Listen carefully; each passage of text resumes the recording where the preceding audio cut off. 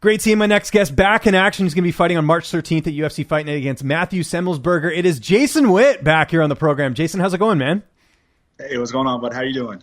Doing well. Good to see you back in action, like I mentioned. Of course, we talked after that big UFC win you had a few months back. Was this the right amount of time off, or were you trying to get in there a little bit sooner? Man, fighting at 170 is really not too difficult of a weight cut for me, so I'm always kind of prepared for it. Now, if we go to 55, that makes a difference, but a couple months time, I think it's too long. I could fight every other month if I wanted to, but it's what the UFC has in store for me, so everything's the right time. Is there a possibility of you going to lightweight again? I know you fought in both weight classes throughout your career, but it seemed like you're pretty set on 170. But is the door open at 155? Yeah, that's something we've really discussed. I know Cross and I have talked about it. I need to go to the PI and kind of take a couple tests, see if I am able to make 55. It probably shouldn't be a problem. It's not something I want to do, but it's something I might have to do to better my career. Welterweights are big guys, and I'm not getting thrown around on welterweight, but just to make my life a little bit easier in terms of opponents.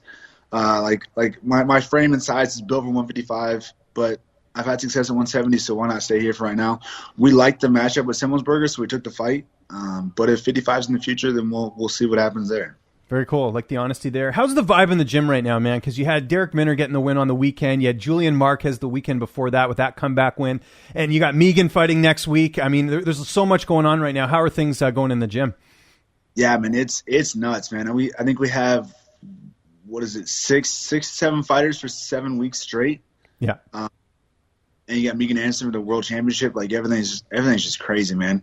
The vibe is better than it's ever been, and that's even most times with head coaches being gone or traveling with other fighters and stuff, like the vibe kind of goes down a little bit and fighters don't try as hard. But we got great coaches with Jason High and Austin Ford. So I mean the vibe at the gym is we're all working hard, we're all preparing for fights, so we're all in the same mindset of winning and competing with each other. So man, you can't find a better crew than we have there. Having everybody train for fights and everybody just kind of vibing off of what happened with Julian, what happened with Minner, and you're kind of seeing that in the fights with Julian with Minner, like what we're doing there.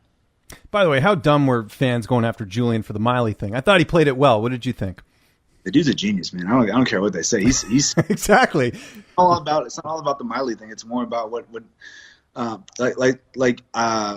he said. I think what he said best is, were they talking about Usman and Burns? Yeah, I know exactly. That overshadowed all that. Exactly. He's a marketing genius.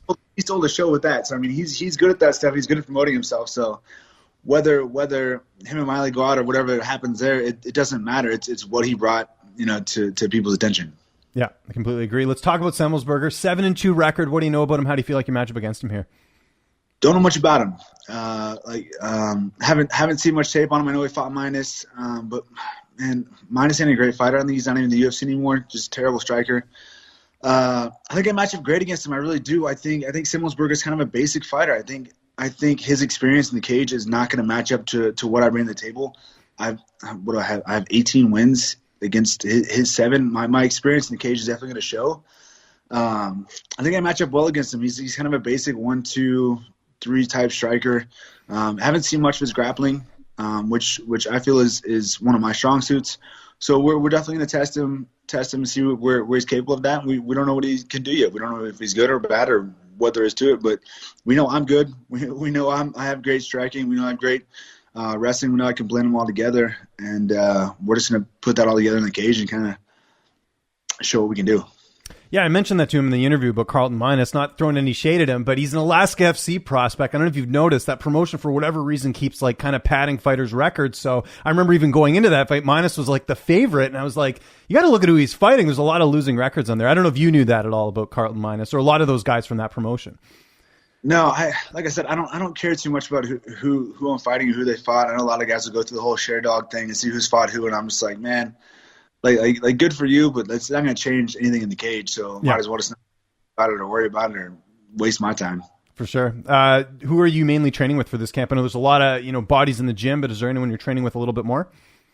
Yeah, I've been spending a lot of time with Julian. I mean that road goes both ways. I'm very, very similar to Maki. So I mean, in terms of my size and my style, really helped him out a lot for Mikey. But his style helps him out a lot for my guy. He's a bigger guy. I don't know if you saw him in the cage. He was freaking massive compared to Maki. But Semelsberger's a lot bigger, taller, longer guy than I am, and Julian's the same. So I've been putting a lot of work in with Julian. A couple other guys that are just taller and longer. Then they get the normal guys, Grant Dawson, Zach Cummings. I put a lot of work with Zach Cummings when I can, just because he's a bigger, that dude walks around 215, no problem. So he's a bigger guy that I can kind of put in work, and he's obviously been in the UFC for 15 fights, something ridiculous. He's a vet. Definitely get that. So I mean, I'm putting in work with guys that have been in the UFC. They've been in the big lights. They're good to go. And I don't know if Semelsberger's getting that work, but I know I am. And the weight cut, I'm sure, is going well. Like I said, it's 170, not 155. It's not as much of a process to get down to that weight, right? Yeah, if it was 155, we'd have a problem. But 170, obviously, I made on 12 hours notice, so that shouldn't be an issue. Good stuff. Do you also work with Tyler Minton at all? I know he works with a lot of the fighters at Glory. I don't. I imagine when I go to 55, if I go to 55, we'll have him on speed dial. Yeah. Yeah, I'll definitely have him on speed dial for that. But no, with 170, with my personal career and personal training, stuff like that, I kind of know exactly where I need to be. 170, I can kind of eat. If I want to be an asshole, I can be an asshole. If I don't want to be, I can be. But, it is the way it is. So I don't have a problem with that. I don't really need somebody right now to tell me what to do. But at 155, I'll definitely be taking some advice on that one. Sure, James will be in your corner for this fight. Who else will be walking in with you in the cage that night? Yeah, so Jason High is one of I don't know if you know who Jason High is. But I know who Jason High is. I was just talking about him actually this morning because they brought back that whatever the Moroccan guy, right? Because he remember he got kicked out of the UFC for giving up the wristbands. Dana White says he's done. He's not coming back again. They just reinstated him, and I brought up Jason High as an example because he used to be in the UFC and he did like a little shove on the referee and he's never been allowed back. It doesn't make any sense. No, so he's one of the coaches now at Glory, and he's put a lot of work with me. I train with him every Friday. We do privates. He's gonna be in my corner for this fight. Put in a lot of work with him too, and exactly what you said. I think he should be in the UFC. I think he should be back. I think the little push was just kind of a bullcrap excuse, but that's the past. It is what it is. But yeah, a lot of training with him. So good stuff. March 13th. How's this fight unfolding? Yeah, very similar to last fight. TKO round 2. I think I could have finished. Cole Williams. Thank you very much for. That's why I'm here, man. I always do my research. So there you go. Hey, we get hit. You remember stuff. That's Exactly. Finished Cole Williams to TKO if I wanted to. It was my first UFC win, so I just kind of went for the arm triangle. But I think with Semelsberger, it's going to be a very similar story. He's a better striker, obviously more athletic, but it's going to be a little bit tougher. But I think I'll be able to put him in his cage, take him down, grind him out a little bit, and then round 2, I think I'll start to break him down a little bit and TKO him. Before we get out of here, how's the personal training job and everything going along with the training and all that stuff? I know you also you have a lot going on outside the cage as well these days. I do. It's going good though. It's going good. It's busy. I like being busy. There was a time in quarantine where I didn't have a job and I couldn't train. So it was like, man, I felt like a piece of shit because I couldn't do anything. I like being busy. So owning the gym, it's worked out a lot. I made a lot of changes to that. Personal training, full schedule, and I enjoy it. I really do. I like helping people achieve their goals and something that's paid so many dividends to me. That's changed my life so much. So it's worked out really well, and it's stressful. It's hard, but that's better than doing absolutely nothing. How long has it been now since you've been doing that? Because I remember when we first started doing interviews, you were doing something with, was it refrigerators? I was trying to remember what it was, your old job. I drove trucks around and delivered ice to all places. So that's right. Yeah, the ice thing. Yeah. Yeah. I've been a personal trainer for almost 5 years now. I think 4 or 5 years now.